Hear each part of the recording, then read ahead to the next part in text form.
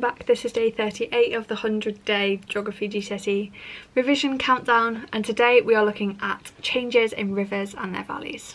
So let's get going. A drainage basin is an area of land drained by a river and its tributaries. The source is the start of a river.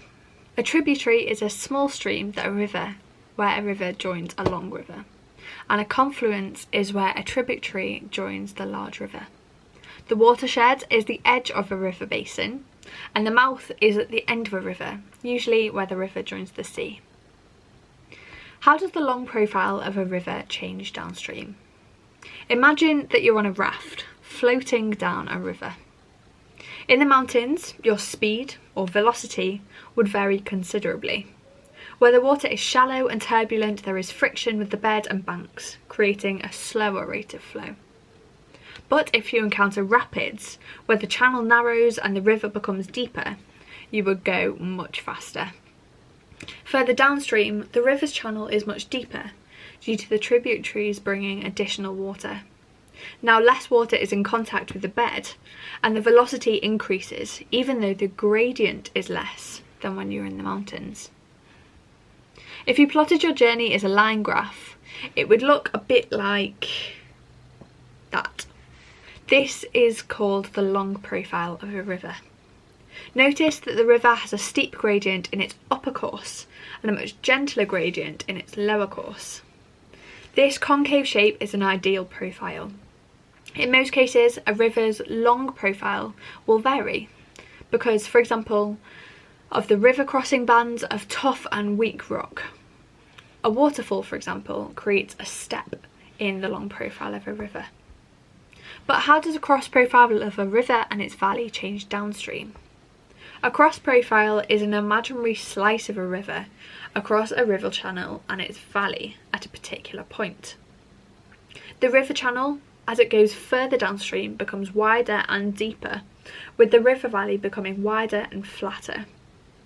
The sides are less steep compared to the V shape you might experience upstream. In reality, there will be variations in places. For example, river management can alter the shape of a river channel. The different types of rock or human activities such as quarrying can also affect the cross profile of a valley. These changes downstream are important and due to the amount of water flowing in the river.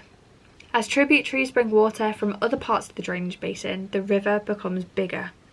With more water and more energy, it is able to erode its channel, making it wider and deeper.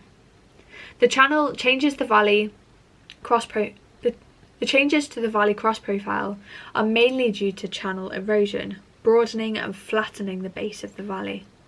Together with weathering and mass movement, these processes make the sides of a valley less steep the further downstream you go. So let's briefly think about the question. Describe how the shape of a river valley changes downstream. So at the start, near the source, you will have a V-shaped valley that is steep-sided. The river is narrow, shallow and turbulent. As you get to the middle course, it opens up, the floodplain becomes wider. There's a flatter floor, typically it might look a bit more like this, and the river is wider and deeper. And then in the lower course of the valley, you will have a very, very wide and flat. The river is very wide and deep, with a large sediment load at this point, and on the sides of your river you might have things here that are built up. These are called levees, and they're essentially like embankments to the side of the river. So I do hope this has been useful. Please do subscribe if it has, and I will see you tomorrow morning at 7 AM. Bye guys.